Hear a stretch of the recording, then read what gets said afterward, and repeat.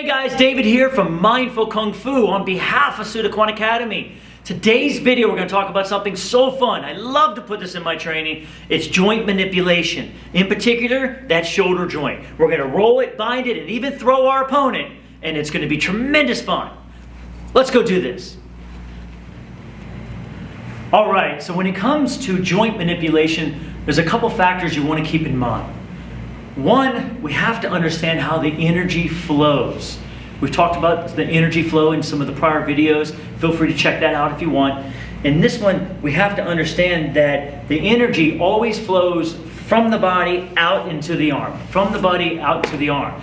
So if I'm moving someone's wrist, it's not necessarily important what's going on down here as much as it is stopping this area here in the shoulder.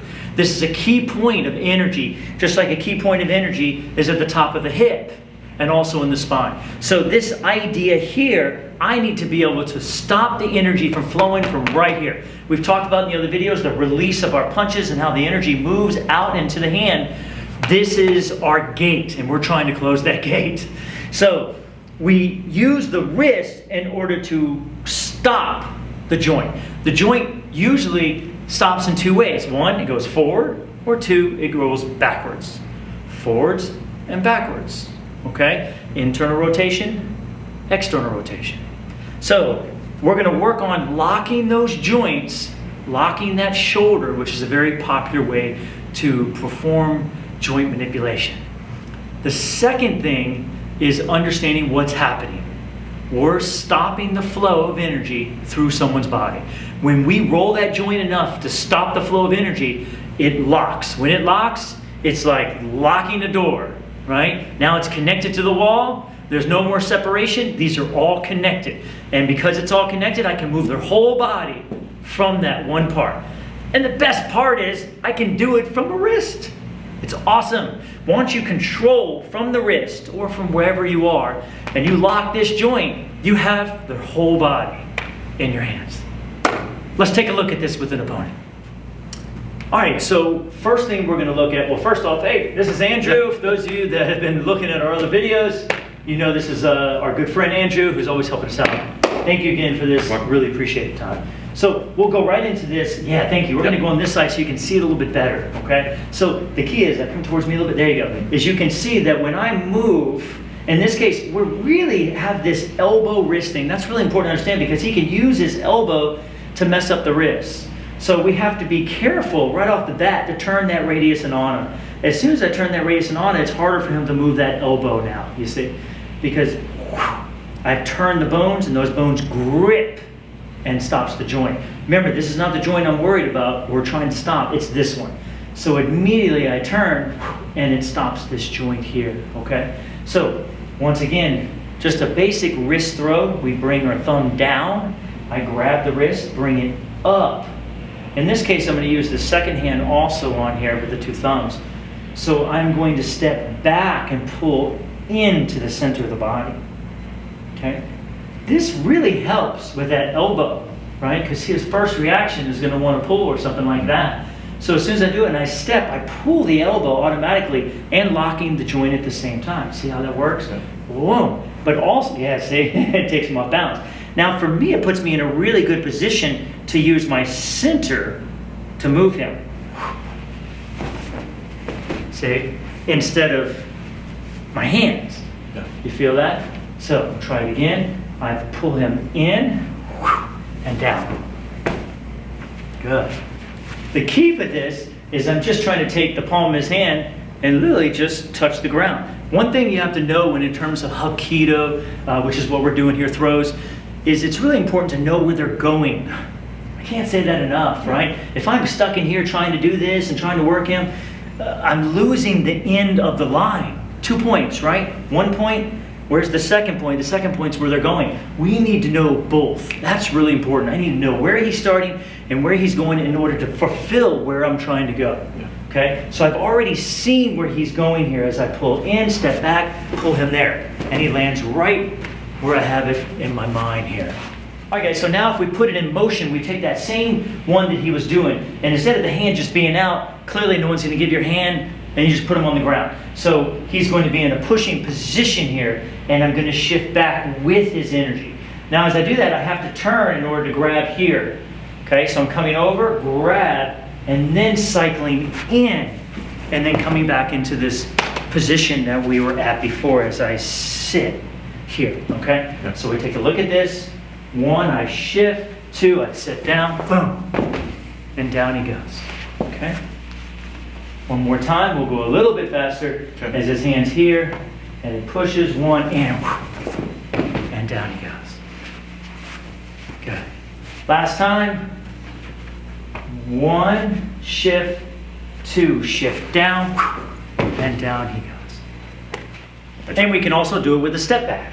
So now my feet are forward like this, he comes in a push, I step 1 in. Same type of idea. One more time, I'm here, he comes in, I step 1 in. And last time, you want to keep them you want to keep the wrist as close to your body as possible, as you can, right? Yeah. So the hand comes in, 1, slide in, 2. All right, guys, so we talked about this external rotation of the shoulder in the last part. Now we're going to move straight into the internal rotation, okay? Now notice that when I externally rotate, his head tends to go back and his back tends to be the first thing to go towards the ground. In internal rotation, his head goes down, which is really great, right? For those kicks. There's so many great things you do once you bring someone down, and especially when it comes to kicks and stuff like that. But in this case, we're going to go right into this technique. It's just a straight technique here of an elbow manipulation. I'm coming underneath, I'm going to trap. It's really great to trap, and these are in those forms you'll see in different ways. Because now I'm using actually split energy, that idea of both of them coming together, whack, with one intention. This can be a really great way to trap, right? Then I'm turning them together, once again, at the same time. 1, see? And now all of a sudden we have some power. 2 points, point A, point B, and that's how you create power, okay? One intention, one way of doing it. So 1, pull. Now this one I pull in towards me, just a slight, in order to shift in. Notice I bend that knee, I push into that body, and now I can just shift it, whack, straight out, okay? So again, he's there, I trap, turn, and then I pull, and then I shoot it up. Now another thing I can do is I can shoot up. Yeah, see, it'll take him right off his feet. Yeah. So a lot of different ways you can look at this one. What I'm doing is I'm rolling that joint, pulling it towards me, and then using my body and my leg, whoom, in order to shift it back into the place that it was. And it doesn't feel very good. When I don't do this too hard to him, it really pushed that ball joint back in. So again, he's here, a little bit more full speed, right? I'm here, I trap, and I go, 1, whack, and he's out of there, right? One more time.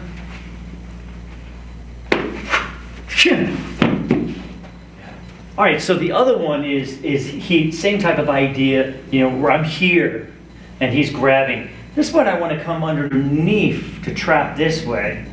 Grab the arm here, across the body. I'm kind of coming across the body.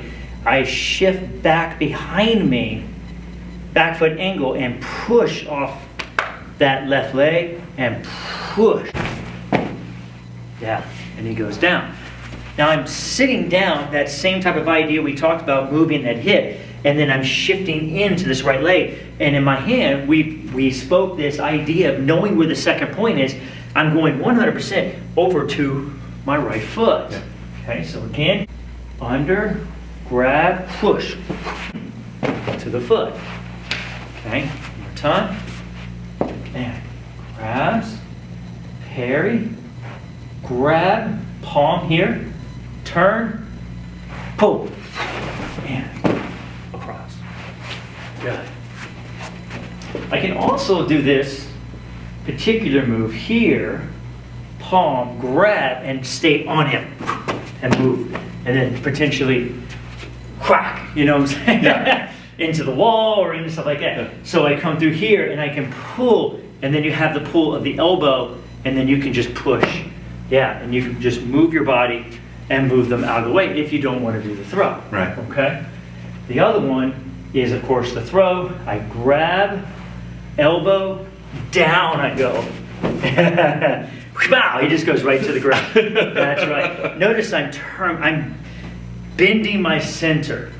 See, if we slow this down for a second here, if I grab here and I don't move my center and I just move my arm, I really don't have him. He's a big guy. I'll have a hard time moving him, okay? But if I grab here and pull him into my center and I go down, say slowly but surely, he's got to go straight down to the ground. Excellent. Yeah. Thanks. Fun times, right? Fun times, man. Well, I hope you enjoyed today's video talking about manipulating those joints, in particular the shoulder joint, internal and external rotation. If you enjoyed it, check out the other videos. We've got plenty of them for you, and feel free to hit that subscribe button. We'd love to stay in touch. And remember, remember, life is about passion, enthusiasm, and expression. And as my grandmaster always says, martial arts is not something you do, it's something that you are. Thank you for joining us. Until next time.